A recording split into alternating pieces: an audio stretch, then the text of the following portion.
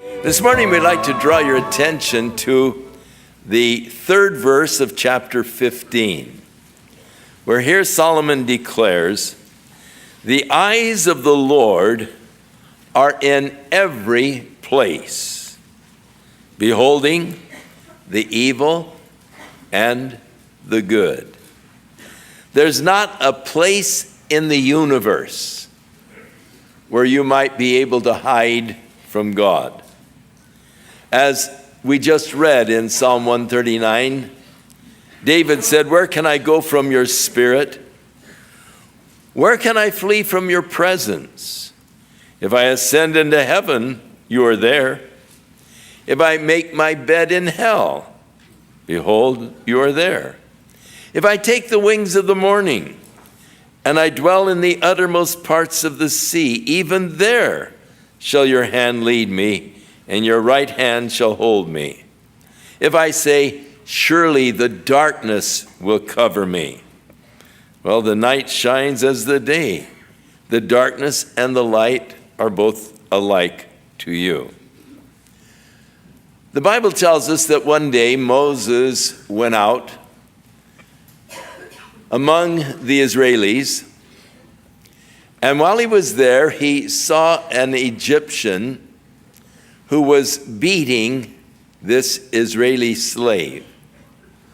And we read, Moses looked this way, he looked that way, and when he saw no man, he killed the Egyptian and buried his body in the sand.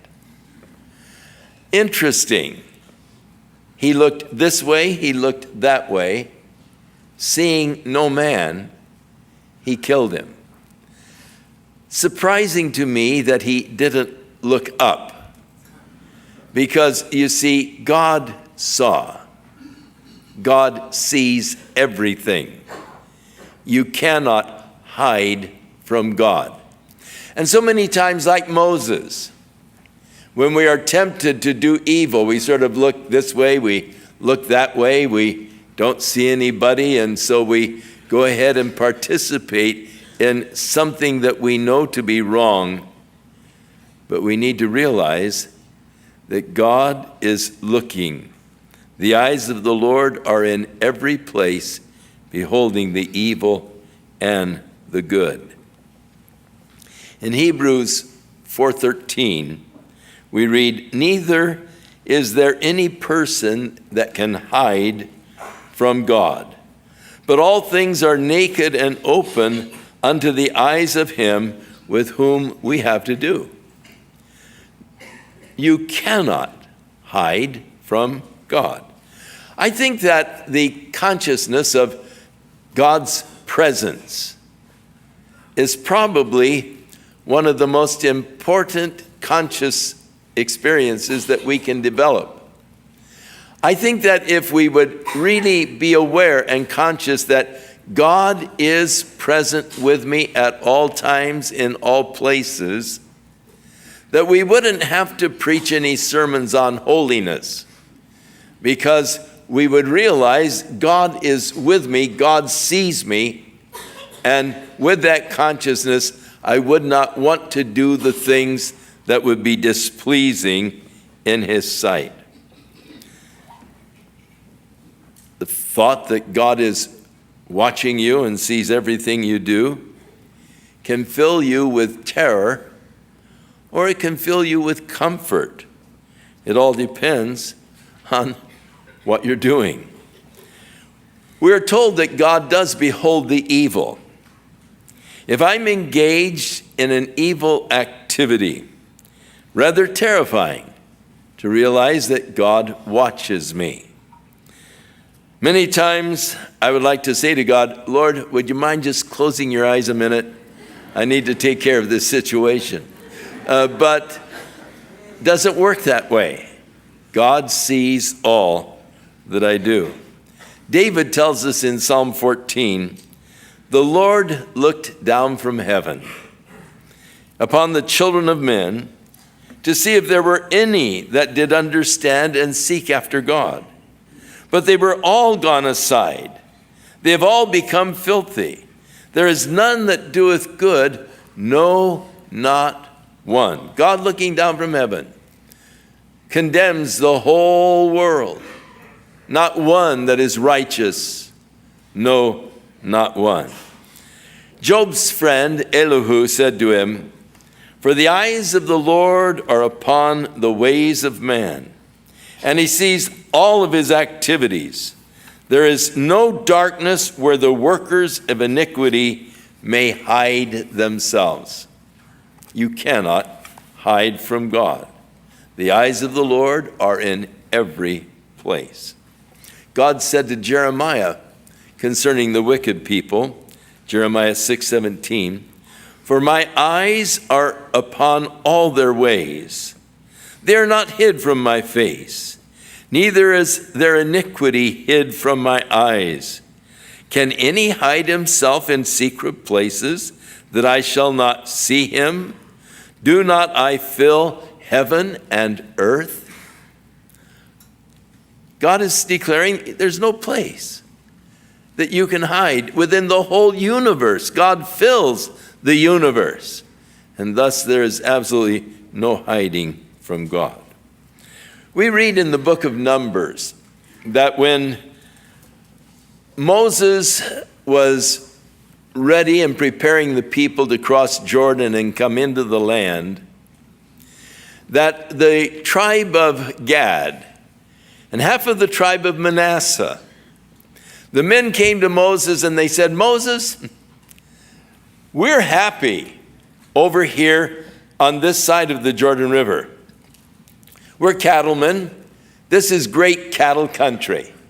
And we're just satisfied to stay over here. We don't want any inheritance in the land. Moses was totally upset because once before they had come into the entering in and the people sort of backed away, and so that caused the 40 years of wandering in the wilderness, and Moses was just chagrined that they would even suggest that they didn't want to go into the land. And so as he began to chide them, they said, oh, no, wait a minute. We will be happy to send our men, the fighting men, over with you. And we will fight with you until the land is subdued. But then once that takes place, we'd like to come back over and live on this side of the Jordan River with our families. So Moses agreed to that, but he said unto them, but if you do not go and help subdue the land, behold, you have sinned against the Lord, and you can be sure your sin will find you out. There is no secret sin. None. That's a fallacy to think that there is a secret sin, that you can sin without God knowing. The eyes of the Lord are in every place. Quite often on the news at night, we see these chases where someone is driving erratically down the street and there's a whole line of police cars following them. And we see them as they are going through stop signs, as they're weaving in and out through traffic, sometimes going up on the sidewalk. And we watch them. The helicopter is overhead. The bright light is on them wherever they go. They're just bathed in the light from the helicopter. And you wonder what's going through their mind as they are driving, knowing that with the helicopter overhead, they're not going to escape. They're not going to be able to hide. They're watching right from the top. Sooner or later, they're going to be apprehended. And the whole while that they're going along, they're only compounding the charges that are going to be made against them. Every time they go through a red light, every time they go on the wrong side of the street, every time they do some reckless move, that's just adding to the charges that they'll have to face when they are finally apprehended. But you wonder, what's going through their minds to think that they can possibly escape when all of these units are right there on top of them?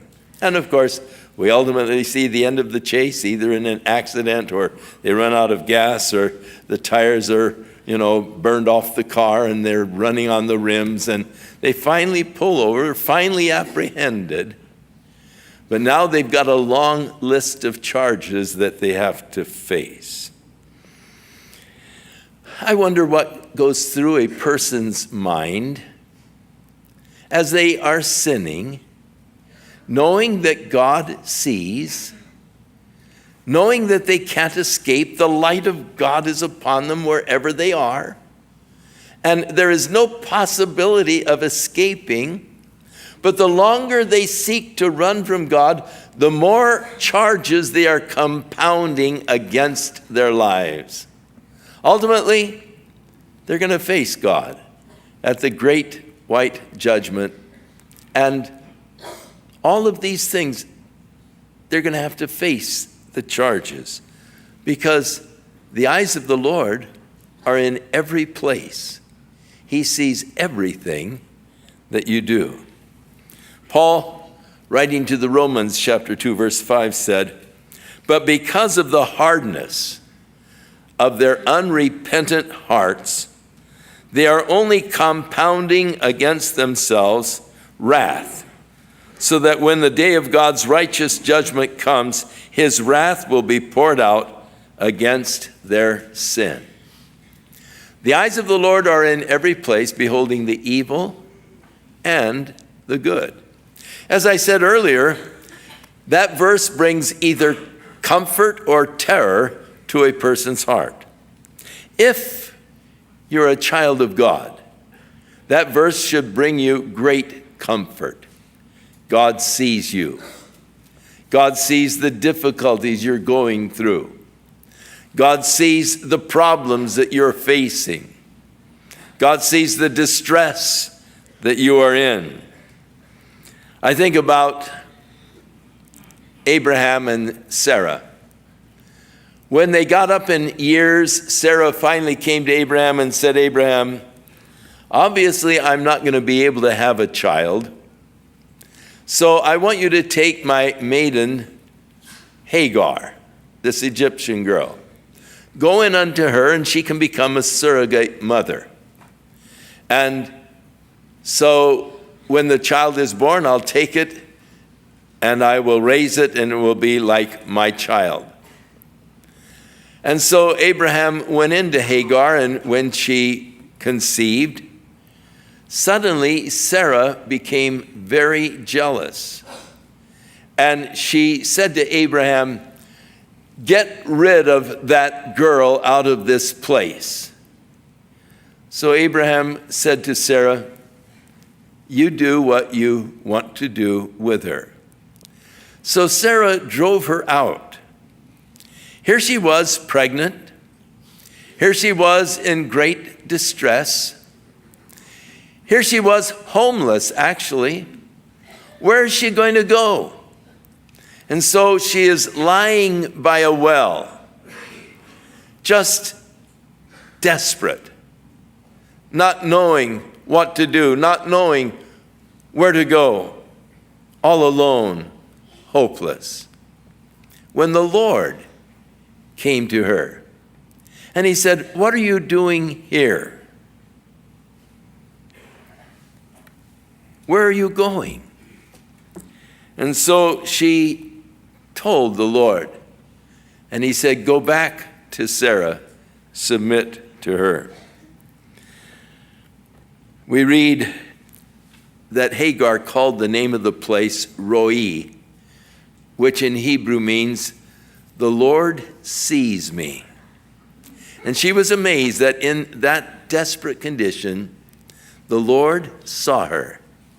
As she was lying there weeping, as she was lying there in such desperate need, the Lord saw her. Roi, the Lord sees you. When you're going through hardship, when you're going through a trial, when maybe you're facing an uncertain future, you don't know where to turn, what you're going to do, know this: the Lord sees. The Lord knows. And with the Lord, vision is very close to provision. Because God does see, he's going to take care of you.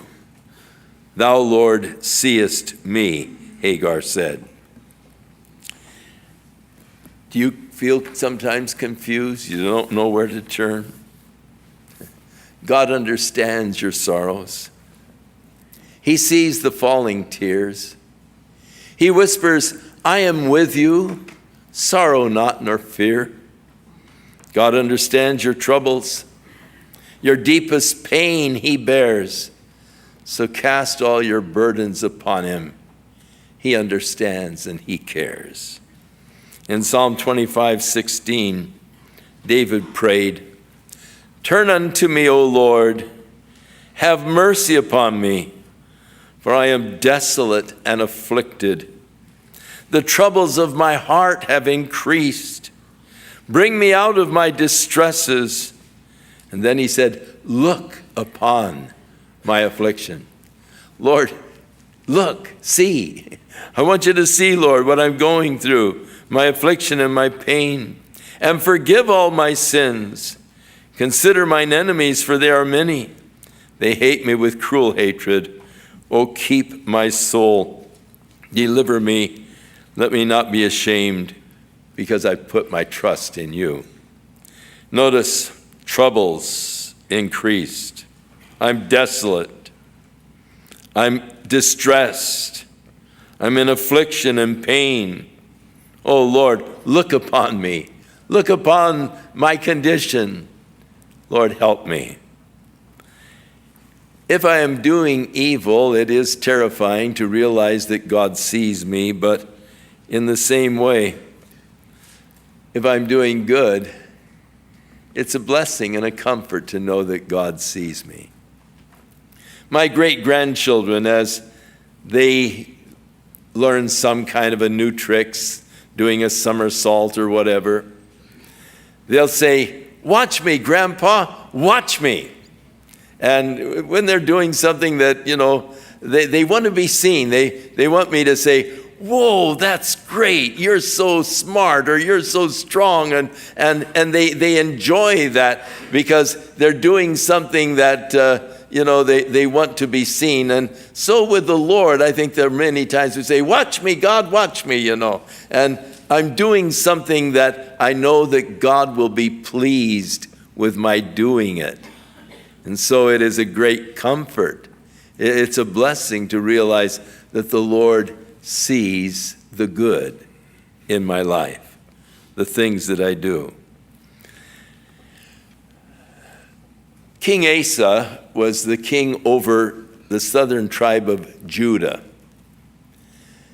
He had reigned for a long time, had become very wealthy. The kingdom prospered under his reign. We read, as long as he sought the Lord, God made his ways to prosper. He had become so prosperous that the northern king, Baasha, was jealous, and he was wanting to sort of invade Judah and just loot the southern kingdom. And so he started to build a fortified city just a few miles outside of Jerusalem that he was going to use to set siege against Jerusalem. And so King Asa took money out of the treasury. He was now a wealthy man. And he sent the money up to Ben-Hadad, the king of Syria, to hire Ben-Hadad to take the Syrian troops and to begin to invade Israel from the north, knowing that being invaded by Syria, they would have to redeploy the troops that were right there near Jerusalem building this fortified city. So as the Syrian troops came down the Golan and began to attack the northern cities of Israel, the king had to redeploy the troops. They left off building the fortified cities. They went north to defend their borders from the Syrians. And Asa with his men were able then to go out and dismantle the fortified cities and use the fortifications that they had brought to actually fortify some of the cities of Judah. It was a successful strategy. It worked.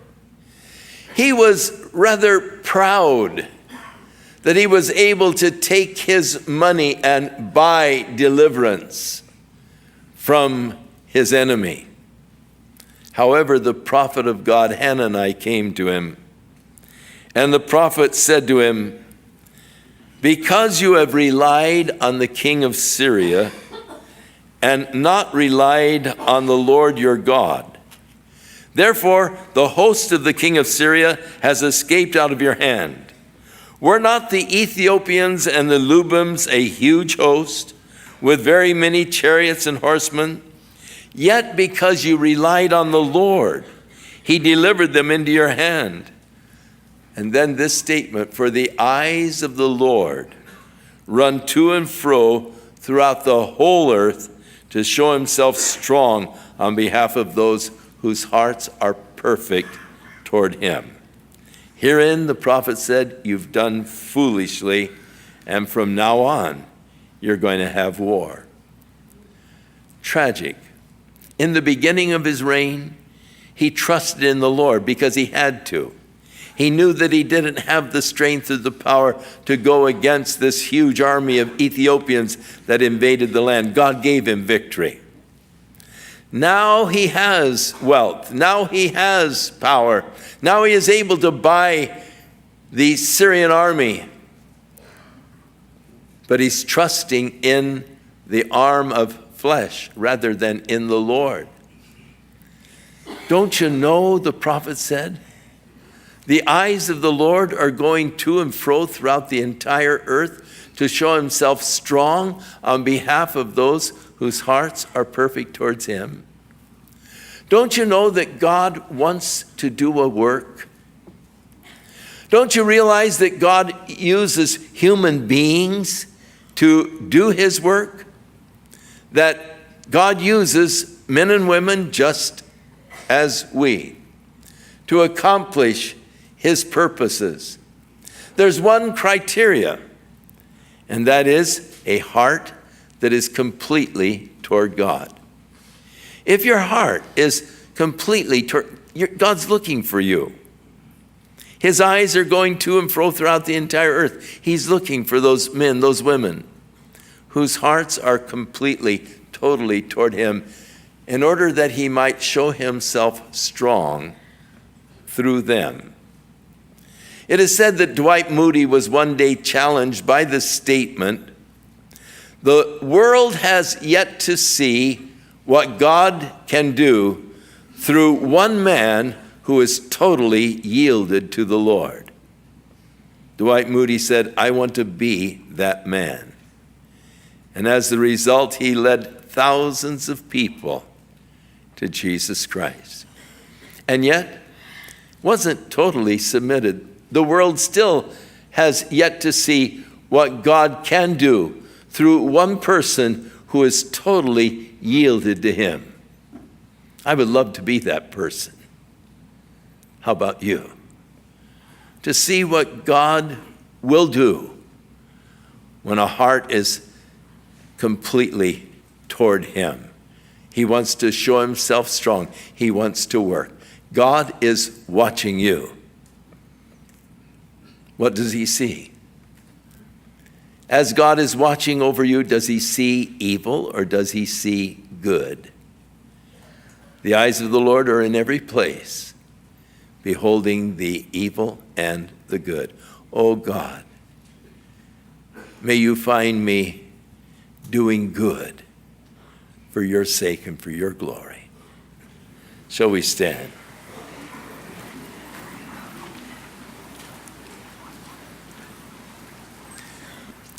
Maybe like Hagar, you're almost homeless. You're sort of desperate. You don't know where to turn. The world seems to be closing in around you. Maybe like David, you're distressed, despondent, in trouble. God sees. All you have to do is just ask, and God will help you. Maybe you're on the other end. Maybe you've been running from God. Maybe the light of God is shining down on you, but somehow you think that you're going to escape. And you're just compounding your sins. But you realize, time to give up. Time to surrender. Time to pull over and start a new path. Time to let God have control. These men will be happy to pray with you because you can enter into a brand new life today. And God, whose wrath may be ready to be poured out upon you, can be turned and you can experience the grace of God and the love of God today. It's all up to you. The eyes of the Lord are in every place, beholding the evil and the good. As God sees us, may he be pleased with what he sees. May we be doing those things that will please the heart of our Father.